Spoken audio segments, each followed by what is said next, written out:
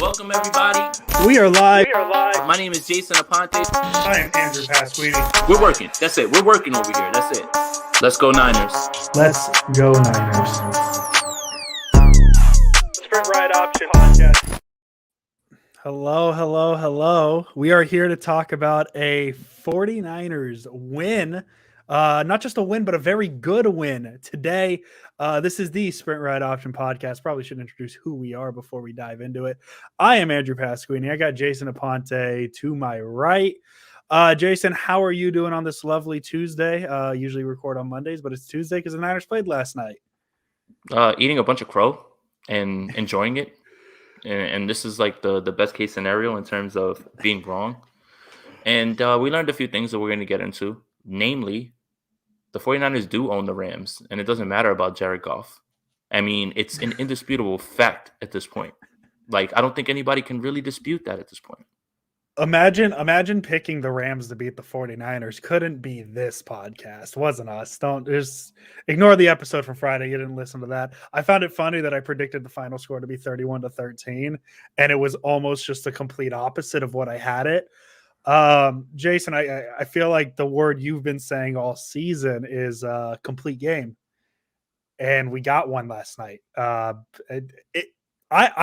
don't know how to really open this episode because of how well they played yesterday as a whole.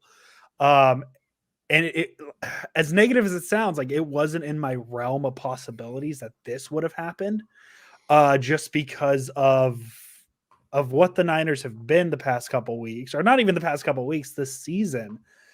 And the Rams, obviously they had the game against Tennessee that they talked about quite a bit last night. Got a lot of comments. I love all the comments. But the Rams are the Rams, man. They've been the class of the NFC West the past, couple of years. And I know the Niners had the NFC West in 2019. But yeah, man, the way the Niners played versus who the Rams have been, like I didn't expect this outcome. Like full honesty for me. I did not think that we would come into this podcast on Monday. I thought it was possible that we could be talking about a Niner win, a close Niner win. But I didn't expect last night one bit. Just full honesty here.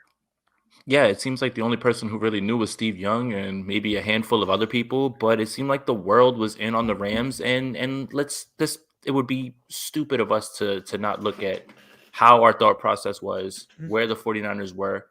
Could you have expected this? No. And it wasn't because Odell Beckham joined. That was not it. Yeah, Troy Aikman. Get out of here. Troy Aikman. Goodness gracious, man. Cowboys suck. In a world of bad takes, Troy Aikman just stands alone. But yeah, it would be wrong of us to sit here and act like we knew this was coming. It was a great shock, and we'll take it. But the 49ers did something that they, like you said, haven't done all year. Complete game. Executed their game plan flawlessly.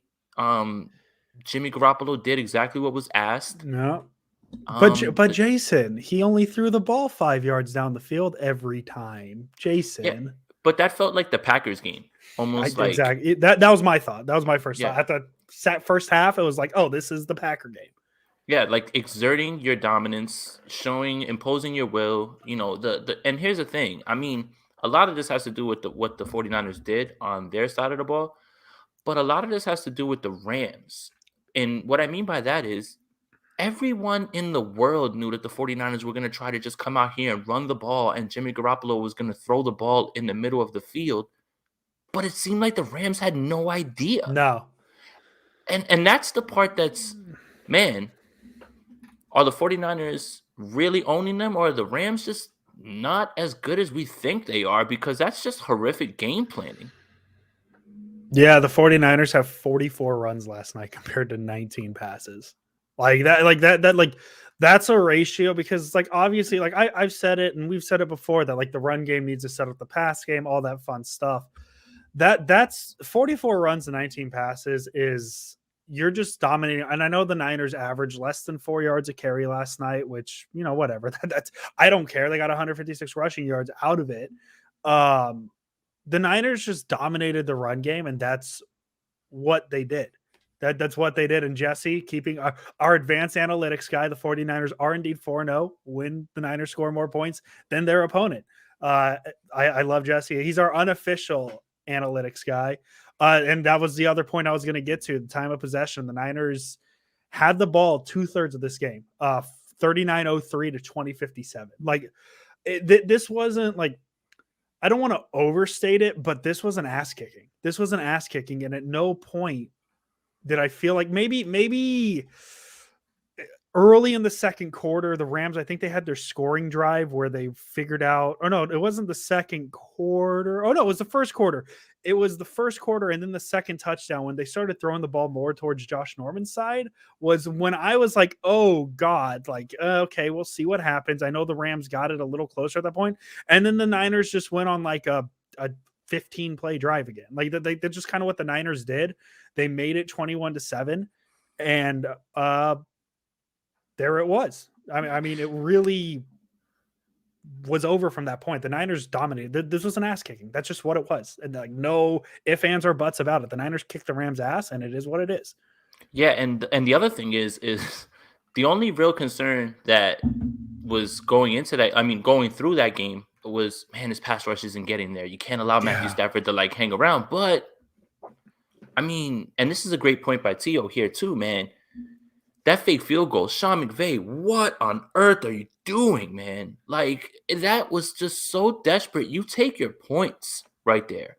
And for you to think that works, also, props to DJ Jones. That man, DJ Jones is an athlete. There's video of him dunking a basketball. That man was out there and blew that play up. And there's a lot of stars to go around in this game, and that's the fun part about this game. This is another thing. That was a fun-ass game. Yes.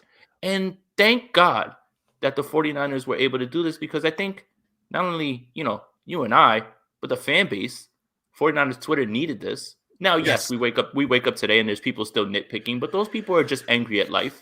And that's something completely different. They got their narratives. We get it. Right.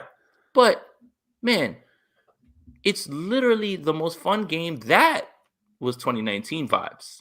Yes. That was 2019 vibes. My girlfriend watched a little bit of the game last night at her house, and she texted me, and she's like, "They looked really good. They look good." And I was like, and I've been dating her for like a year and a half now. And I straight up said, I think that was the best game they've played since I've known you. And I went back and thought about it, and that might have been the best game the Niners have played since the Packers game in 2019. Like I can't remember a game as good as that.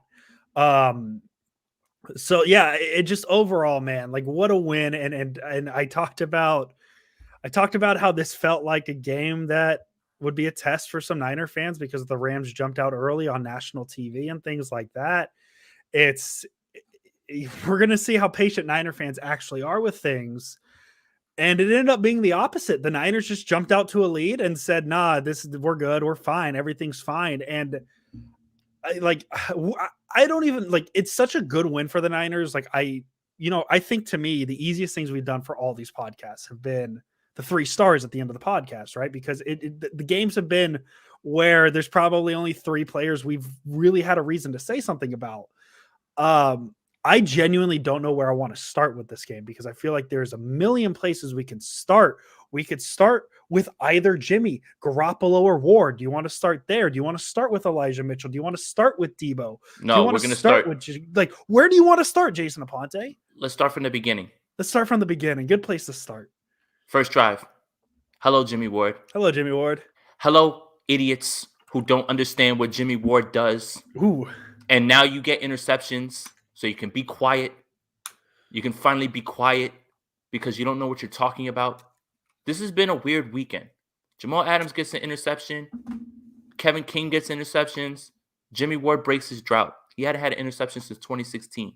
For all of you people that had that narrative in your mind, get it out of your mind.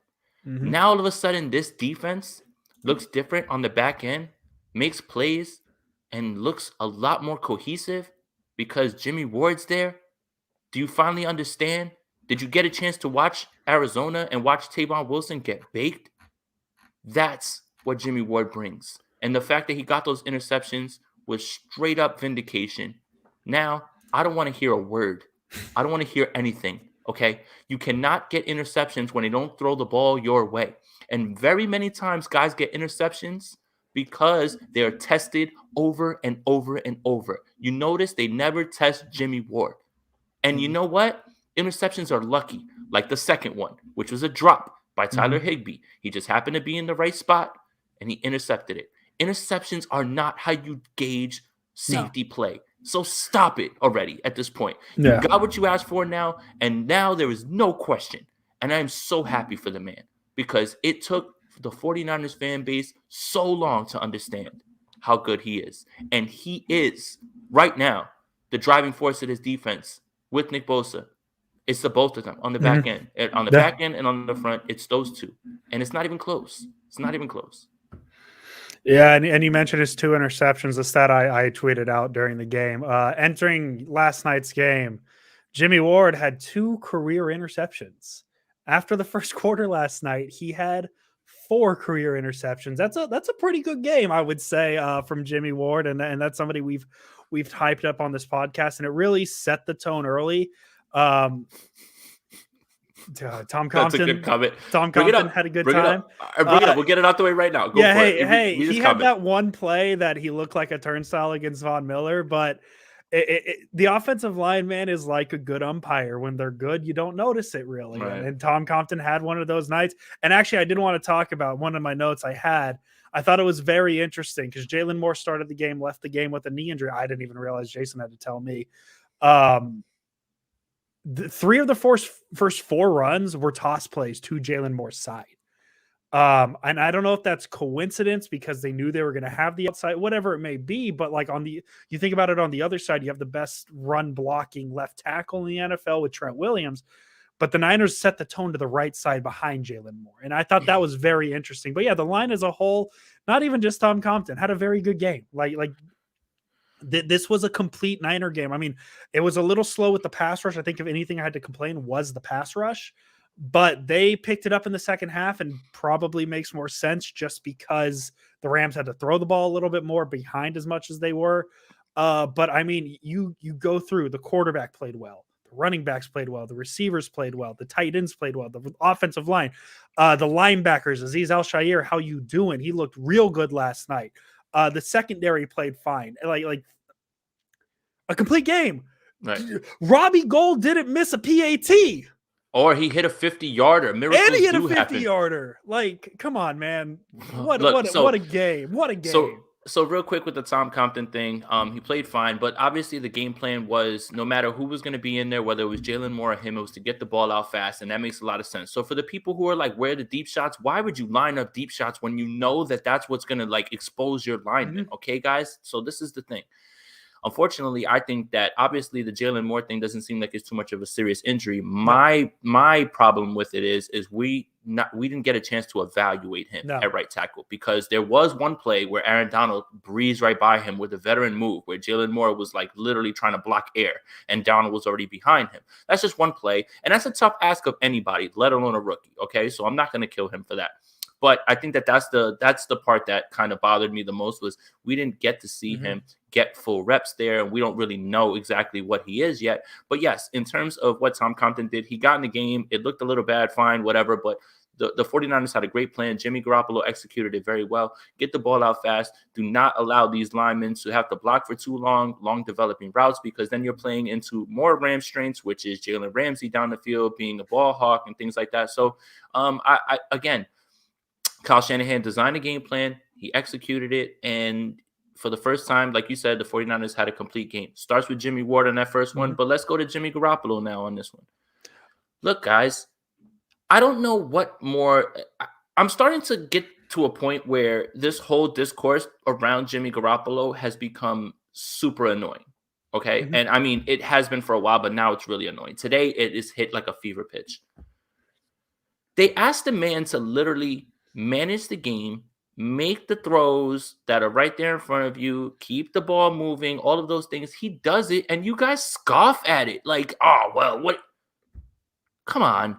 They won the game because he managed the ball. He had one oh no throw, but he was Mhm. fine. He was fine. And Jimmy is Jimmy, man. Jimmy is Jimmy. And he executed fine. What is the big deal? Mhm. What is the big deal, man? You are nitpicking right now at the most complete game the 49ers have played because of whatever narrative. And that's annoying, man. It really is. It really is. Oh yeah, no, I see people, before game. This isn't even just a last night thing. I see people tweeting out, hey, maybe today's the day Lance starts, and or Lance takes over at halftime. And to me, that's just so ingenuine as a 49er fan, just because of the thought of like, well, if Lance is taking over at half, then that means the Niners aren't doing well. I thought Jimmy Garoppolo was pretty good last night. He wasn't asked to do much, and then I tweeted it, maybe maximizing Jimmy Garoppolo is minimizing it. But you look at that fourth down throw, man. Like I know that's not like a deep pass or nothing, but 4th and 6, the Niners are looking to put the game away, and Jimmy Garoppolo gets the ball perfect place to Deebo Samuel, who does what Deebo Samuel does, and he makes a move. He gets to the end zone for a touchdown. Things like that, and I understand that Jimmy Garoppolo isn't, he's obviously, I don't think this is wild, is he's not Patrick Mahomes. He's not Tom Brady. He's not going to give you those deep, big throws, but he does have that ability to give you that big throw short. And I know that sounds a little contradictory, but he showed what he can be last night. And I know it wasn't in all terms a spectacular game from Jimmy Garoppolo, at least stat wise. But if you watch that game, if you watch that game, you can I just don't see how you can complain about Jimmy Garoppolo. Let me make one more point about Jimmy Garoppolo. Do not post that chart of his throws and make it seem like you're doing something. Because I'll tell you what, yes, there were not many air yards. They weren't thrown very far, but those were some tight window throws. And he threw with anticipation. Okay. So watch the game. Yeah. Don't give me the chart. Don't give me the air yards. Watch the game. And my Please. and my thing is like this is a fan base that loves their Yak brothers. They love their Yak brothers, Ayuk and Debo and Kittle and all them. They got that name because of what Jimmy Garoppolo does. Gets them the ball and they do the things. It like I understand the appeal of going deep. I understand it. Like trust me, there's times where I sit there and say, take a shot, why not? See what happens. But that's when we start stretching Garoppolo out a little bit more. Um, Rico, only complaint was Kyle not playing Lance Sermon with 4 minutes left in the fourth quarter. Let's get the rookies involved. I get that, but at the same time, like they were just going to run the ball a ton of times. I they mean, exactly. I understand the Trey Sermon thing, but Trey Lance wasn't going to get any valuable reps in garbage time like that. They weren't going to throw any passes with him. He would have literally just been handing it Yeah, off. So, I mean, I get the Trey Sermon point of that. I yeah. definitely do, but the Trey Lance one, that one's a little bit different. I mean, if the game was like out of hand and the 49ers are losing and you want to like see some things, that's fine. But they were Oh just yeah, that protecting the lead and they were just going to totally. go for And it. and I could see Rico coming back saying, "Well, what about Lance running? Now you're putting Lance at risk of injury when you don't need to." So things like that. Like I understand the thought, definitely do. But to me, man, this is the NFL. Hold on. This is a good comment right here. Don't bench the starters, things like that. I heard Debo Samuel's Aaron Donald's father. No, Actually, no, no, no, no. Say heard and say it the right way. I heard HURD Debo HURD. Samuel's is Aaron Donald's father. Is that true? Are they the same age? Actually, I was gonna make the joke. Does Daniel Brunskill actually does he own Aaron Donald? I don't know. Haven't watched the tape, so I can't say that. Oh, Um, yes, he does. oh, he does. Okay, Jason can confirm. But yeah, man, like I guess that's all I really had to say about the quarterback position. I don't know what more you could ask for from This is Jimmy gonna be a fun Garoppolo. episode. This is gonna be a fun episode because there's so many This good was things a to talk fun about. My episode. bad. My bad. No, Yeah, this is. I mean, 15 for 19, 182, 2 touchdowns. What more can you ask for from it? And like to the people who say, well, look, Trey Lance has more upside. Well, what does Trey Lance do last night? Does he make it 40-13? Like what are we like? To me, this was the last. Like I'm not burying the quarterback conversation because it's going to but exist. this is 3 straight for Jimmy. But Three this straight. 3 straight good games from Jimmy Garoppolo. He's obviously hitting a stride. Maybe it's time to stop questioning it and maybe start. If you want, I'll leave the questioning the no Trey Lance packages and all that stuff. You can have that conversation. But in terms of every down quarterback, I think Jimmy Garoppolo the last 3 games has shown why he earned that spot at the start of the regular season, and why he continues to have it because he can make the offense room. right? Because the Yeah. offense looked fine. And I mean, like, should we? I wanted to like come up with a nickname, third down Jimmy, Jimmy three downs. Like, I don't know. That looked like 2019 Jimmy on third down. Like, it's just insane how when the Niners often like if the Niners at its peak, as weird as it sounds, is run, Jimmy gets the first down on third. Run, Jimmy gets the first down on third. And it really helps with those Yak brothers because I mean the first couple for third down conversions was Kittle gets to the first down marker and then makes it an 18-yard gain. Kittle gets to the first down marker, makes it a 10-yard gain. Things like that. So like everybody has a place in this offense. In order to have the Yak brothers, you got to have the quarterback who's getting the ball to them in spaces where they can move and make things happen. And that's what Jimmy Garoppolo did last night.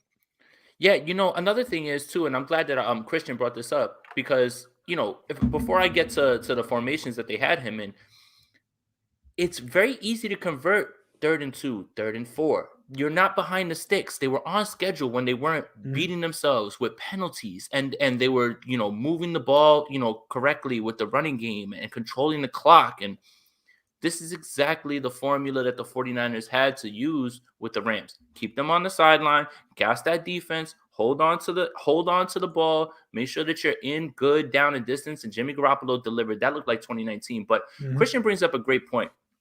This is the first game that Jimmy Garoppolo wasn't exclusively under center. He only took, I believe, one play action pass from under center. That means putting his back to the defense and then turning it.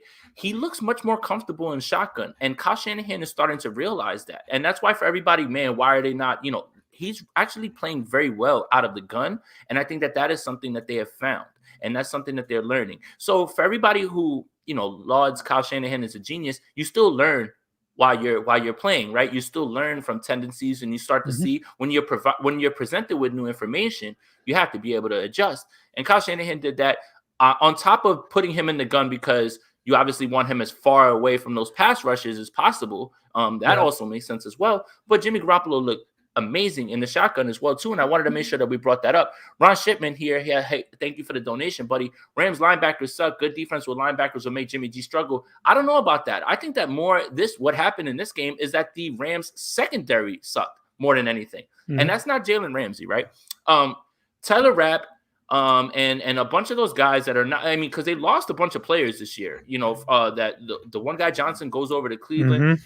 I feel like they didn't understand where their defensive alignments were because even on that 4th down play, Tyler Rapp's not even playing that correctly. You have a guy already in your area that's there to carry the route, and you still didn't jump into that lane. Like it's it's that's what I'm talking about when I'm talking about the Rams. Maybe this is more about the Rams are not as good as everybody thinks they are because what was his game plan? What were they No. thinking? And when I watched the tape today, I'm watching it and I'm like, man, why don't any of you know that middle of the field, your secondary, you should be jumping all of those things? The Mhm. Green Bay Packers did it. In any game that Jimmy Garoppolo's really kind of struggled or in any way, everybody's done that. What were you thinking in this game? So I wouldn't put it on the linebackers as much as I would put it on the secondary. And this is a division rival. Yeah. This isn't a team that you play once every 4 years. You played them twice, and you've lost 5 straight with Jimmy Garoppolo knowing what he wants to do. I mean, you lost the last one to Nick Mullins last year, but Jimmy Garoppolo is who he is at this point. I'm not a defensive coordinator, but I would try to scheme it up like, man, make him throw the ball outside the numbers, please. Can we Yeah. just literally put 5 guys stand in the middle of the middle of the field and make him throw somewhere else? Well, and it's crazy too because if you fill the box like that, you're gonna ideally do better against the run game as well. I didn't know what Los Angeles was trying to do last night defensively. And it is what it is, man. I mean, Felipe has a obvious good one here for you. Clutchopolo, man. I want something specifically for third downs though, because that's where Jimmy cooks. We'll come up with some. We'll brainstorm something here. Where do we want to go? Because I think that's enough on Garoppolo. I think So the look, Jimmy conversation's been Ward, had. Jimmy Garoppolo, boom. Perfect. I want to talk about Trent Williams. Trent Williams, let's do it. He's good. I don't even know what to say. I don't even know what to say. He is so good that you never hear him ever be talked about. No. And I watched the tape. I watched him throw. Leonard Floyd to the ground. I watched him throw Oh. anybody in front of him to the ground. How are you still this good? I just I'm blown away by Trent Williams right now. And I know that PFF isn't the Bible, end all be all. Mhm. But right now, he is on pace. He's the highest graded offensive player in the league. Yeah. Anybody. And it's like Right. It's 99. like 99.9. Yeah, Like, it's as it's close like to 100. They don't want to say he's perfect, so they knocked him off one. he's literally on pace to be the highest graded offensive player in PFF history. Now, again, I know it's not the Bible, but guess what? That fits my narrative, and I'm going to make sure I use it, and I'm going to push it right in this direction. But my goodness, man. Think about Trent Williams was this close to signing with the Kansas City Chiefs. This For like, close. Until Kyle Shanahan busted in that door and told Parag Marat, you get on that phone and you get him in here right now. Please give him a blank check. I don't care. Because he was about to let him walk because of a computer and the numbers that they were running. Trent Williams right now, we're going to have a debate. We can have a debate about this, and this could be an almost hour-long show about this. Yeah. Trent Williams is the best player on this offensive side of the ball. That includes Deebo Samuel. Yeah. Oh no. Yeah. That's. I think that's been known. Offensive linemen never get the love they deserve. I absolutely agree. Kayeth, I would assume on Madden, Trent Williams is around a 99. I'm sure there's like retired Madden players who could tell you that.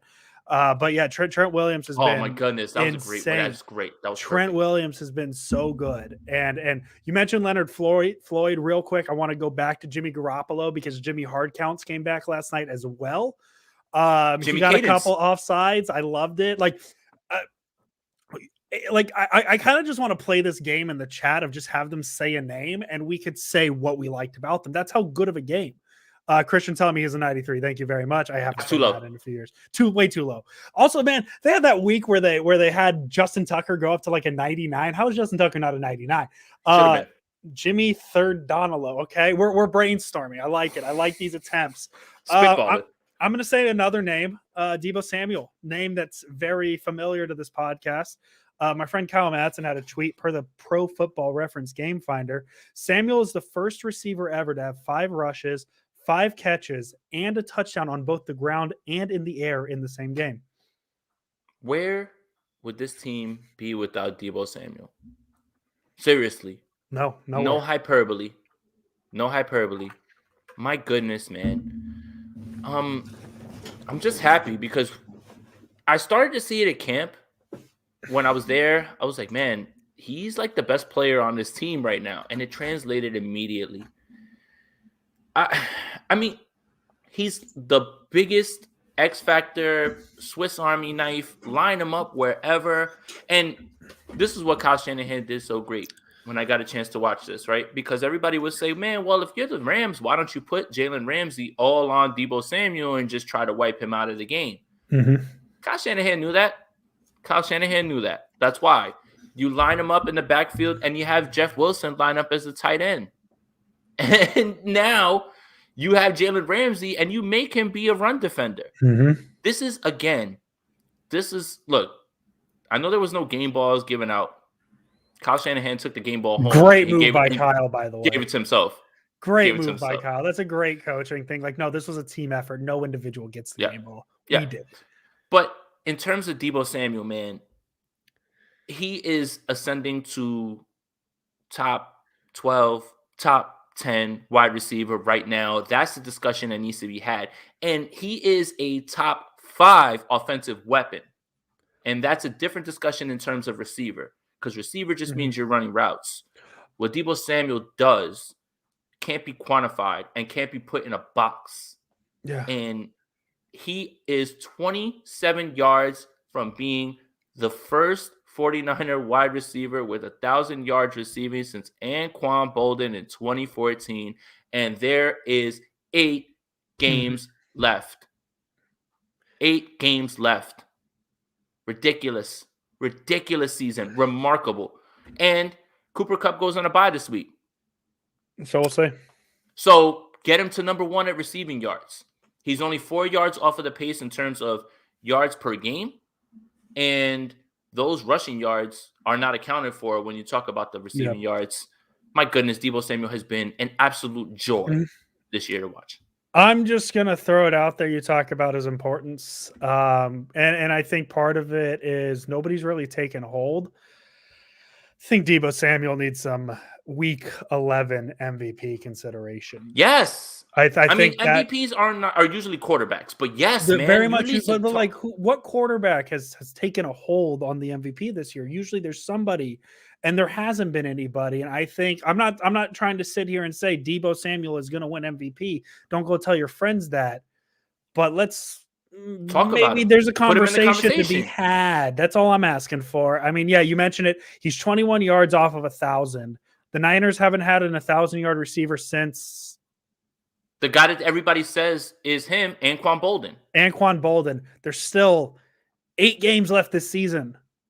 There's still 8 games left, and Debo like he should have 1,000 by the end of the first quarter on I'm Sunday, going out on man. a limb that he'll get it next week. Yeah, like he should have it next week, and like it's insane too because usually like let's just go back to 2019, right? Like I'm gonna go to 2019. I'm gonna look past 2020 because that year, let's throw that year out, and you look at the receiving yards for this team. Kittle's not a receiver. He had 1,000, so he doesn't count on the receiver thing. The next closest is Debo 800, Emmanuel Sanders 502. Usually the Niners are pretty balanced with how they spread the love, and Emmanuel had 502 because he was only with the team for half the year. Debo Samuel right now, as I'm trying to find the proper sort, has 979 receiving yards. The next closest guy on the team is George Kittle with 378. Like George Kittle is the number one target on this, or George Kittle. Debo Samuel is the number one target on this team. It's not even close. He's the best offensive weapon this team has seen since insert name here. Like, I don't know. How far do you want to go back for overall offensive weapons? Overall offensive weapons for the 49ers? Yeah. Terrell Owens? Terrell Owens, maybe. Like I know Kittle had his year a few years ago, but that was just in the past game. Um, like how far back do you have to go to talk about how good Debo Samuel is? I mean, you might have to go back to the Owens, the Jerry Rice days. Like these are names. Like if you're a 49er receiver, hell, not even if you're just a 49er receiver, if you're a receiver in the NFL and you have your name being talked with Terrell Owens and Jerry Rice, you're doing something right. You're I very mean, much doing something right. and that's why I feel like it's a disrespectful thing to call him a wide receiver. He is an Mhm. offensive weapon. OW. Offensive weapon. It is something Mhm. completely different. It is something that is not quantifiable with routes run, anything like that. The way that they get him the ball, completely different. And yes, Debo Samuel is not going to win the MVP this year. He's Yes, not. Google account. That's just not how, yeah, that's just not how it's going to work. It will be a quarterback. But you have to start to put him in this conversation now because of he literally saved the Chicago game. Whatever you want to say about Arizona, whatever that's happened, but why is it that every single time that this team needs a big play, anytime, halftime or right before the half in Philly, um, the Detroit long bomb, fourth down seals the game. Why is it always him? Why? Mhm. And that's the difference. And he's finally healthy. There's no buyer's remorse right now. No. In terms of, oh my goodness, you should have drafted this guy, you should have drafted that guy. You feel fine about that right now. And it's just where we're at right now. Just put him into discussion. We know he's not Yes. going to win it. Tom Brady's going to run it up. He'll end. Look, he had a bad week this week. Tom Brady's going to run it up in a few weeks, put this whole thing away, probably end up being the MVP because Kyler Murray's missed a bunch of games. Mhm. That's fine. Tom Brady's going to win MVP. Cool. But I just want him to be discussed. Yeah, I just I wanted want in the discussion, and if it won't happen on the national side, Jason and I, we have 2 podcasts a week where we can just talk about it every week. So it, like we'll force it to happen if we need to. He needs that consideration. Um, we're done with Debo. I think that's enough Debo conversation. mhm. Where we want We'll to get go? back to it. Where do we want to go from there? Debo Samuel, Jimmy Ward, Jimmy Garoppolo, Trent Trent Williams, Williams, Elijah Mitchell.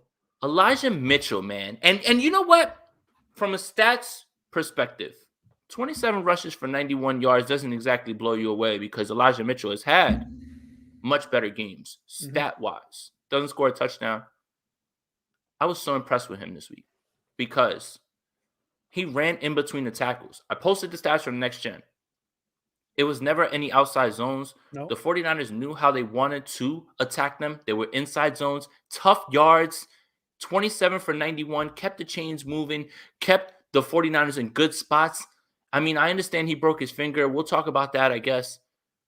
But my goodness, what a find in the 6th round. This kid can do it all. He can do whatever you want. Home run hitter in between the tackles. So when you call him Mini Mostert, you might be doing him a little bit of a disservice. Yeah. Yeah. I think that's Pull fair, this up. Enrico. Very good play. That's a very fair comparison, actually, thinking about it. Like, obviously, Yep. McCaffrey more important in the right. Obviously, he's going to be nowhere near an 1,000 guy, barring some wild running back thing. But yeah, because usually we don't see receivers as important in the run game like this. It's CMC is the closest comparison, but that's because CMC is a running back and he gets those carries and running backs catch the ball more too than running backs are expected to do both. Receivers aren't expected to do both. So like while it is a comparison, it's also a little different. Debo's still in his own category in that, but that is the closest thing with Christian McCaffrey for the Panthers 2 years ago. Yeah, Elijah Mitchell's very good. I'm going to make this joke until the end of time. He's why you're fine drafting running backs in the 6 rounds and not trading up into the 2nd round to draft one. Things like that. Elijah Mitchell's been very good. And Jason, I saw your chart you posted. You just referenced the in between the tackles. Elijah Mitchell's been good. And we'll talk about the finger probably on Friday because it sounds like he may or may not play. We're not sure. It's still too early to worry about it. If not, another name I want to say, just because I was happy to see him back, Jeff Wilson Jr. Very nice. He played yesterday. I was excited to see him. There you go. When did he change his name to 22, by the way? Hello, NFL AZ Cards. Oh yeah, we beat the Rams for you. You're welcome. Thank you. And also extra you're welcome for letting Colt McCoy beat the Niners too. You're welcome. Niners, awesome. Can I say something? I just want to say it. I'll get my negativity out real quick. Makes me a little more upset about the Sunday loss. That's all I'm going to say. The loss of the Cardinals looks so much more worse now that the Niners have been able to do that. Not in my opinion. You know why? Not in your opinion. Okay. You know why? Because the Panthers had somebody come back who I was told is no longer good. I was told was washed and would make no difference. I know. I'm going back to this. Okay. I'm not mad. Okay. I'm not mad at Arizona for losing because they lost and they got owned by Cam Newton. Hi guys. Cam Newton still can play football. Let's take this donation. Is there correlation between Papa York flying from Youngstown, having a come to Jesus and letting the Niners play that? Maybe. John York came down and said, "What the hell is going on here, man?" No, I was more when I was saying the Cardinals, Jason. I was more talking about the Niners loss to the Cardinals. No, I know. Okay, but I don't feel so bad because Cam Newton was owning the Cardinals. I'm good with that. I'm fine with that. Let's go to the defensive side of the ball because I feel like we talked about everybody offensive. George Kittle 3rd downs, like we've known that. George Kittle touchdown, back-to-back. George Kittle touchdown, back-to-back weeks. He's looking like he's returning to form, which has been good. And welcome to LA, Von Miller. Welcome. Get your rides, free tickets, because you got pancaked and you were sucking on that gas bag or that oxygen mask. Got it. Defense. I want to start with Azeez Al-Shaair. I said it last night in a tweet. I probably could have worded it better. I said he was the best linebacker on the 49ers right now. He's definitely in the best form.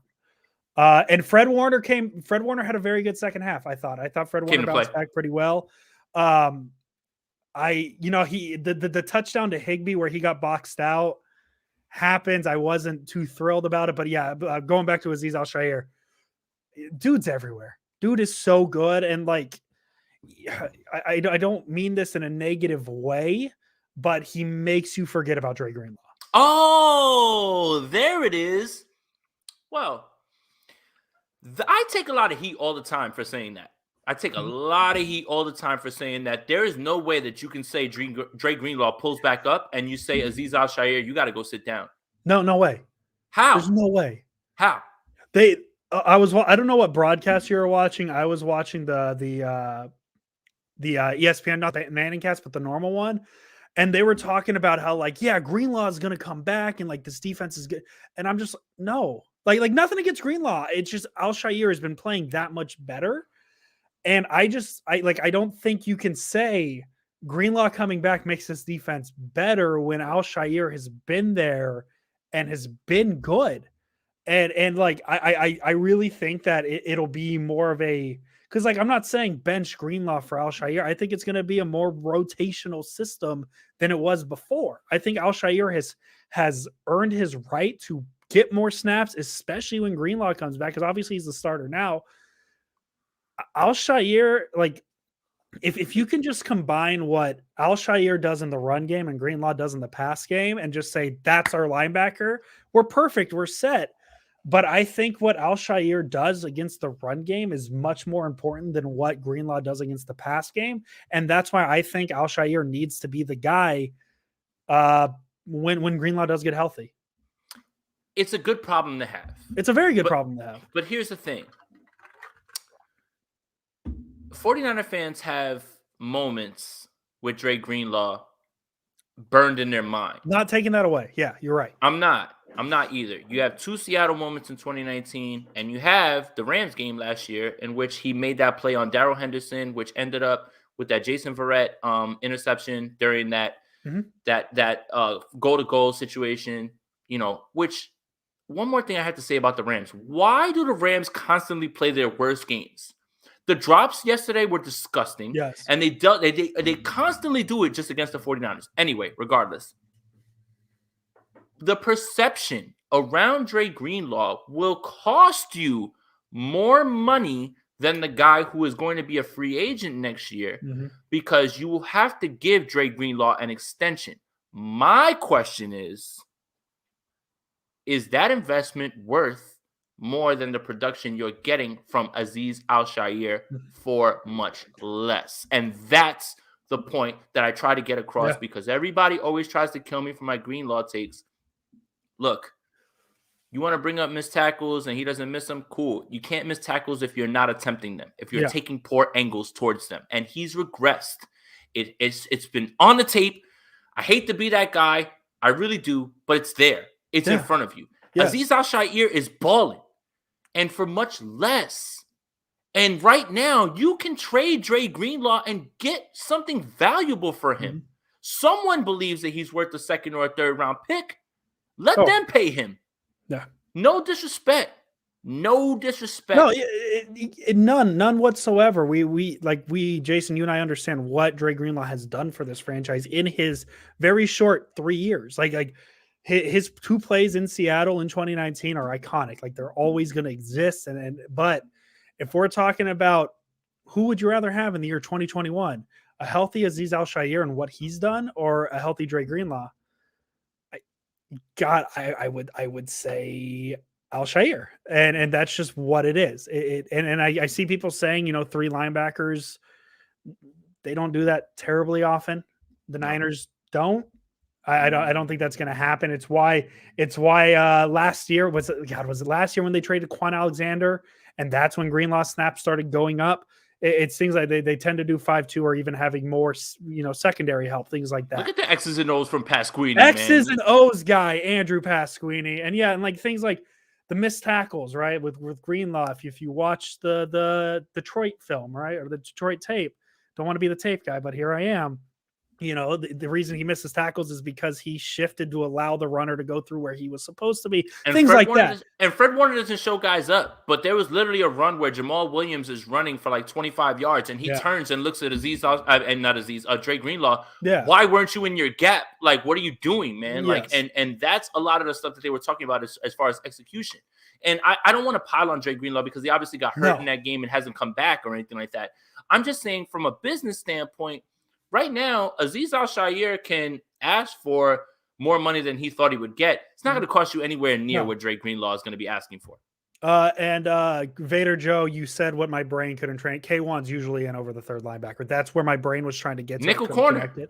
And actually, speaking of K1 Williams, the interception of the year that wasn't called, like that, like to me, like as a ref, when the game is over, you just pick up that flag and say, let it go. Interception. Let's let it play. That was Kwan Williams looked really good. I'm gonna say it. Josh Norman looked good because I didn't really hear his name. That was Ooh, no, no, fantastic. no. We're Ooh, happy. ooh, ooh, ooh, No, okay. The one where he jumped ooh, too early, ooh. that was Ooh. brutal. But I didn't really notice him, so I felt good on that. Mosley, dude, Emmanuel Mosley. He looked fine. He looked really good. If dropped interceptions were a stat, he would be the man.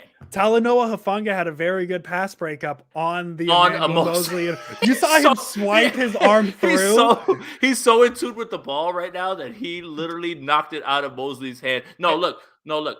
Hufanga is low key a perfect complement with Mhm. Jimmy Ward there. Yeah.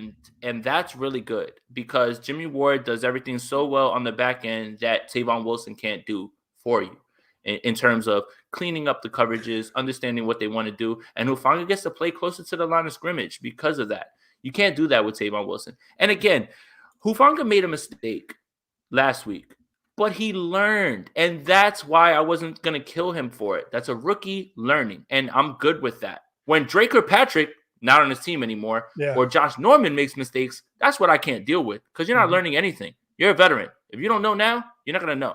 He's a rookie. So Yeah. Hufanga kind of showed you a glimpse of look, He's big Jaquaski Tart podcast, friend of the podcast. I don't think he's gonna be here next year. ooh. And this is a glimpse of what you're going to see probably down the line.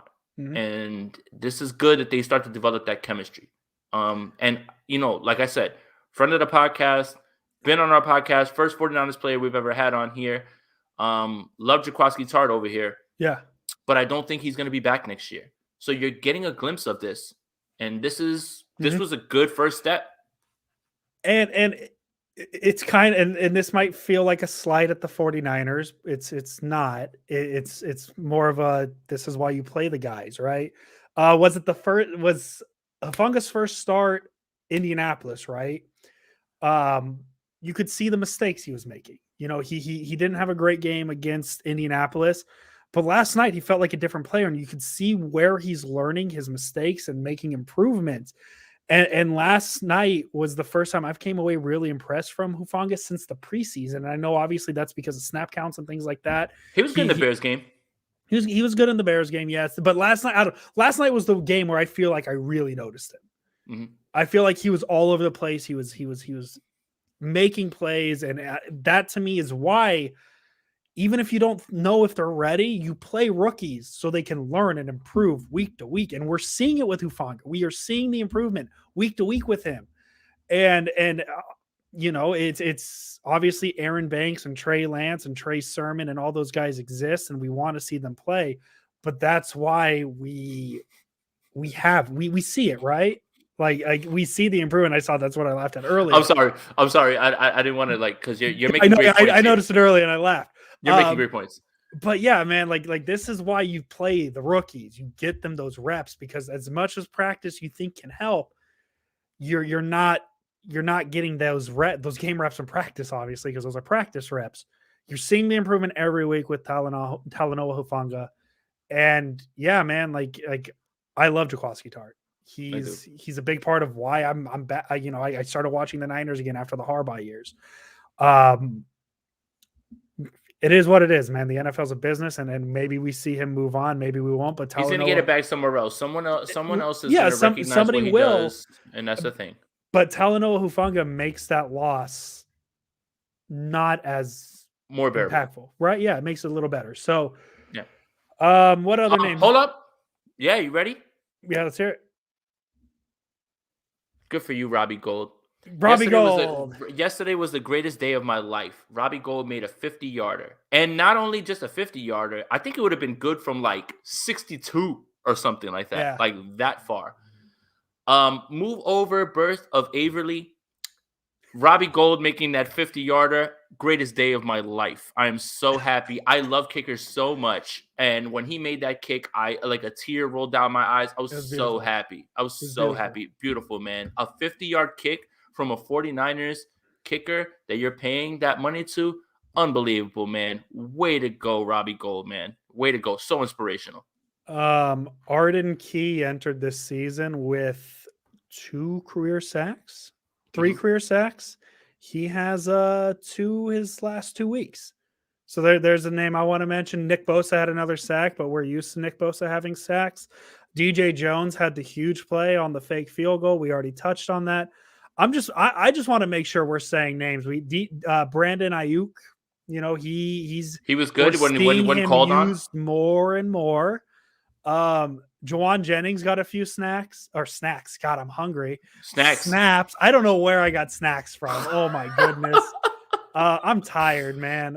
Snaps, little things You're like tired. that. It's 6:20 on your side. I've been dealing with my kid. It's 9:20 over here on this side. Long day, my guy. Long day. All day. I don't know, man. Jason, we've been talking for 50 minutes. This has been fun. This has been the most fun we've had on a pod. It's almost like when the Niners have good games, they're easier to talk about.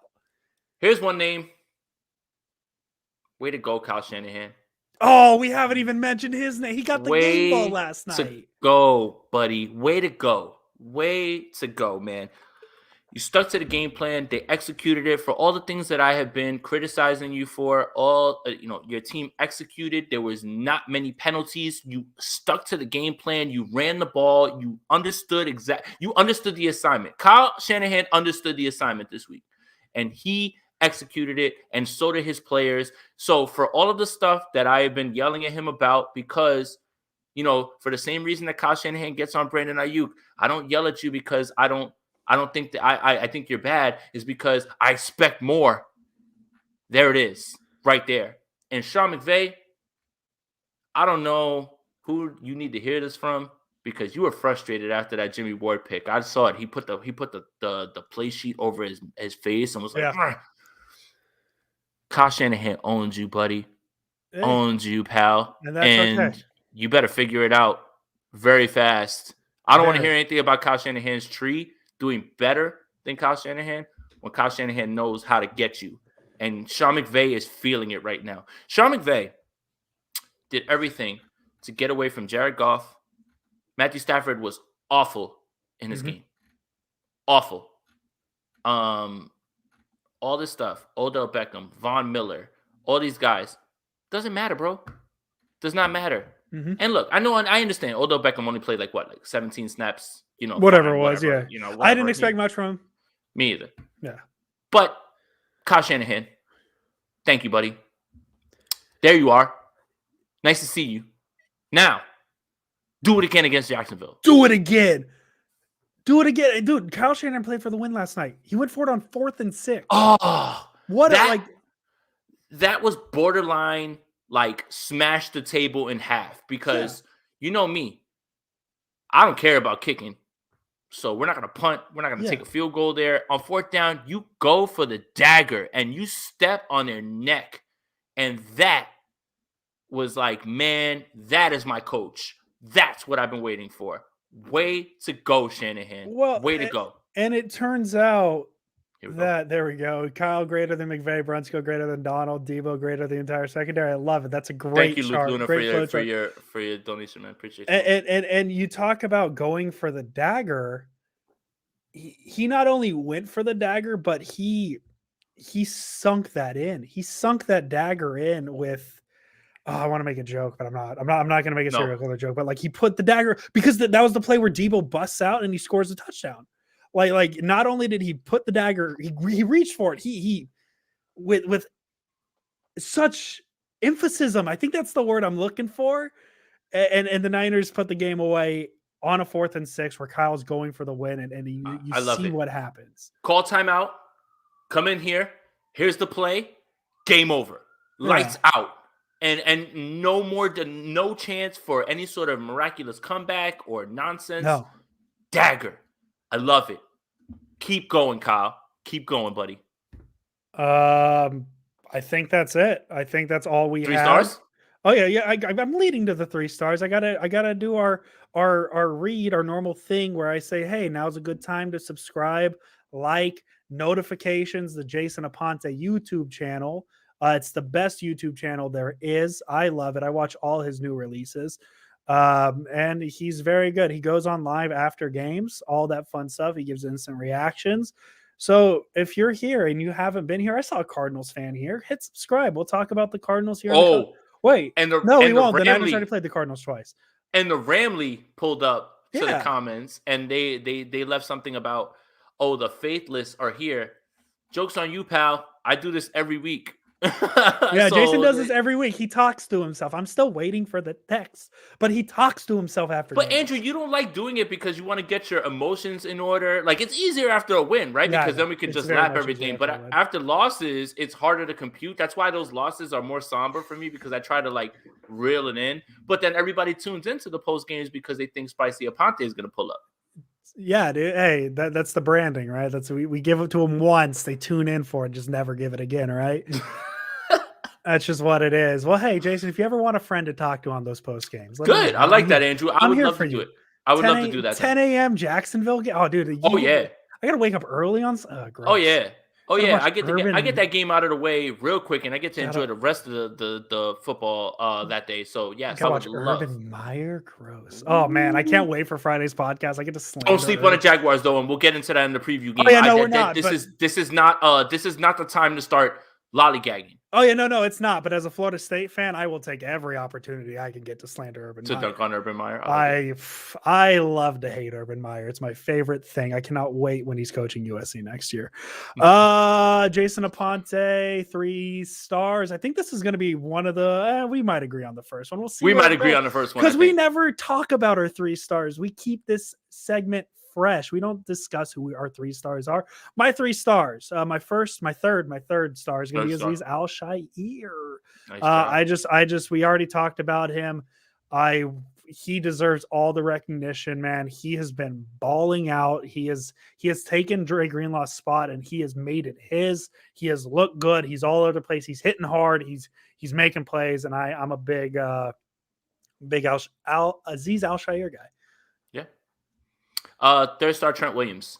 I mean, the fact that you have no idea and you never hear his name. I mean, when you watch the All 22, it is breathtaking. And I mean, this is teach tape for tackles. The problem is you can't teach what Trent Williams does because he's a unicorn. And I just want to make sure that 49er fans understand that you have the best in the world at left tackle, and it's not close. David Bakhtiari could win whatever All-Pro he wants to win, and whatever, that's fine. He's not close. Nobody's close to Trent Williams right now.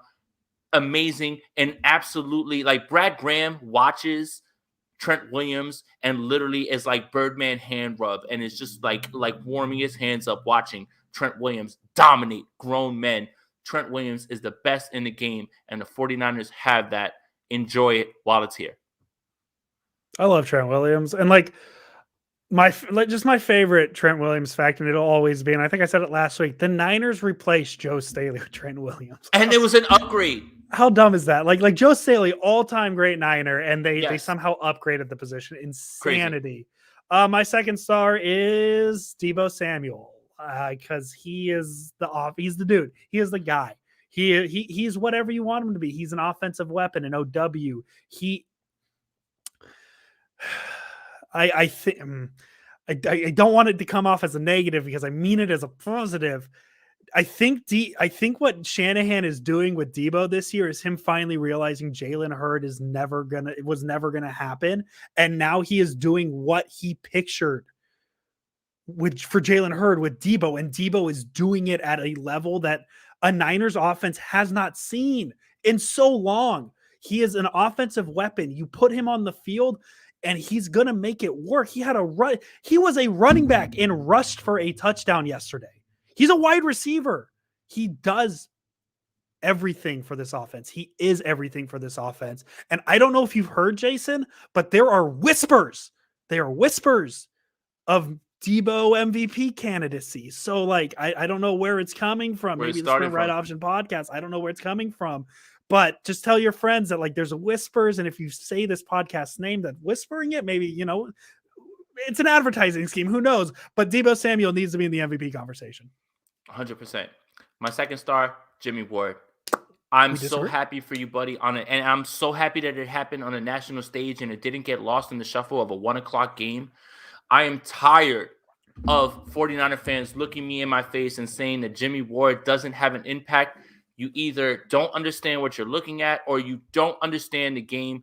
He literally wipes out routes and they never throw him the ball. For him to get 2 interceptions and have them happen back-to-back drives, including one be an interception run back for a touchdown. Now, all of a sudden, Jimmy Ward is getting his flowers. People are recognizing, listen, I am here for it all. Jimmy Ward, you are the heartbeat right now of this defense immediately when you pull up. And you know what else too Jimmy Ward did?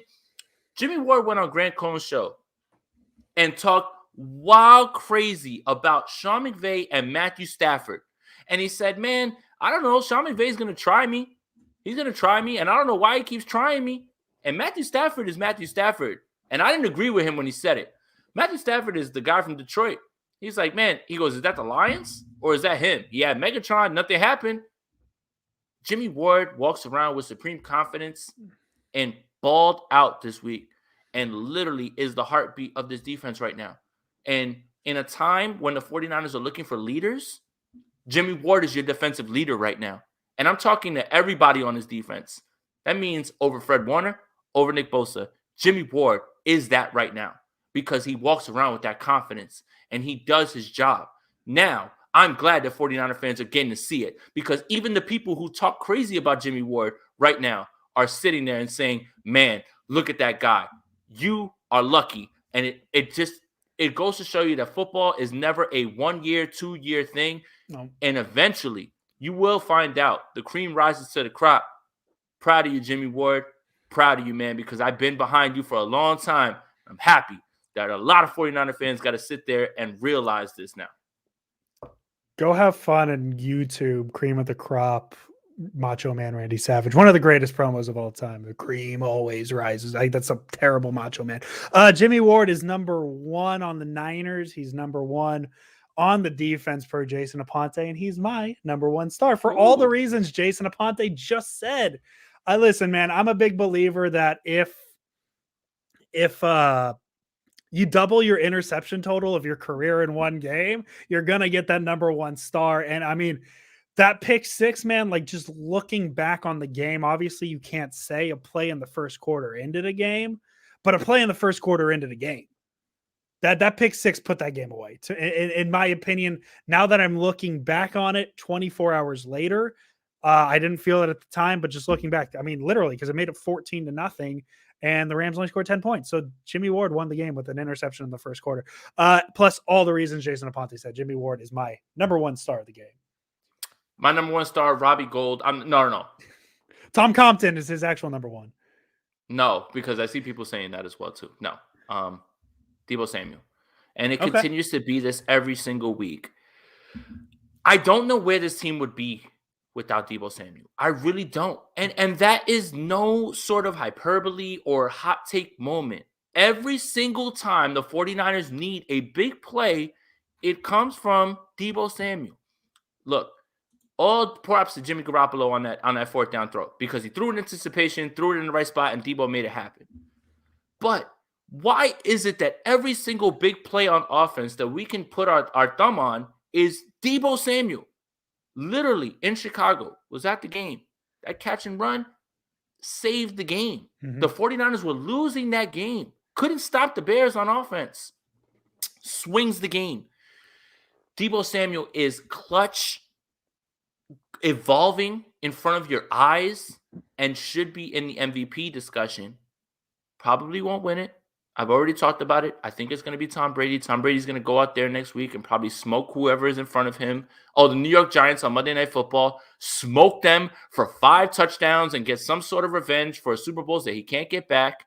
And everybody will be right back on the Tom Brady's the MVP thing. But Deebo Samuel is the engine of this offense. Yeah. And this team would nowhere be in any sort of position that they're in right now without him.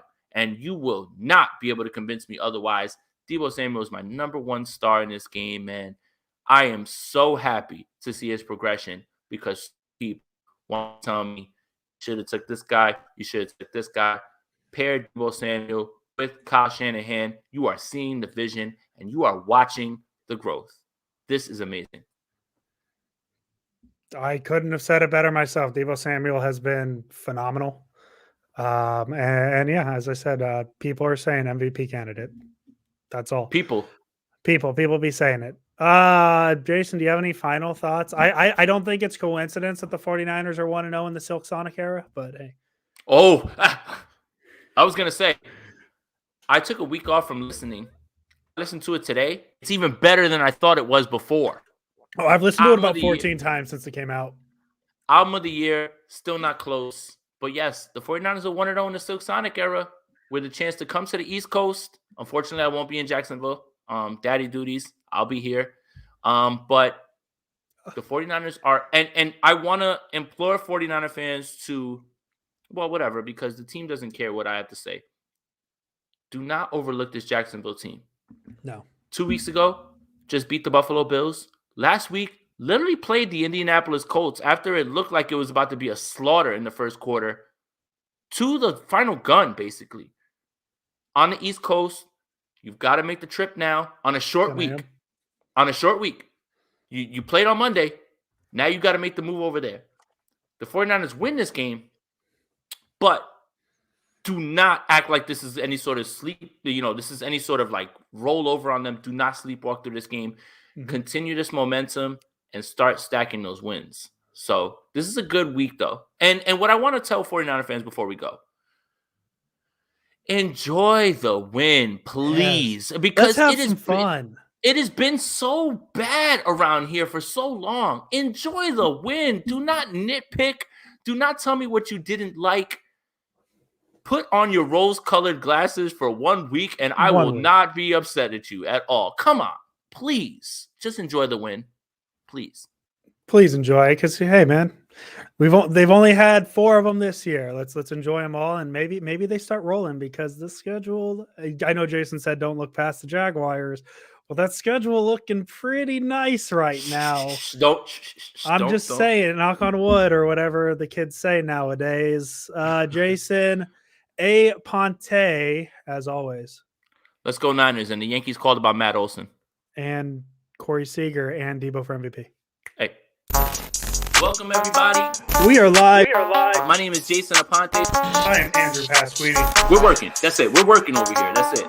Let's go Niners. Let's go Niners.